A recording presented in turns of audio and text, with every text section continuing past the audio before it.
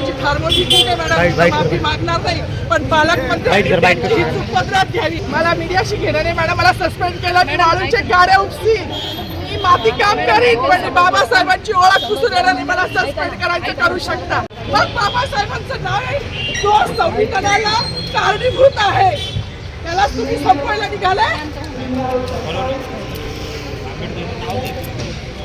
पालकमंत्र्यांची फार मोठी चूक आहे मॅडम, माफी मागणार नाही, पण पालकमंत्र्यांची सुपत्रात घ्यावी.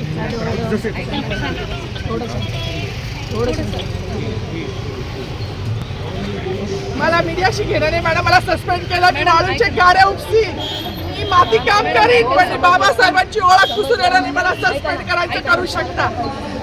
मॅडम, बाबासाहेबाला संपवायचं काम करायचं नाही.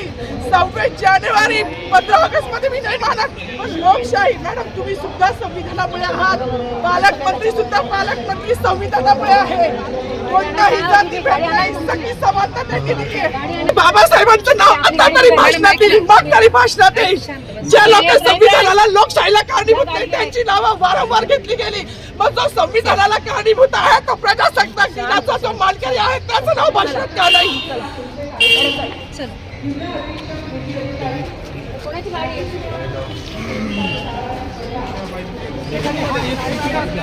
त्यांना रिक्वेस्ट करायला जाणार होती की झाडं तोडू नका.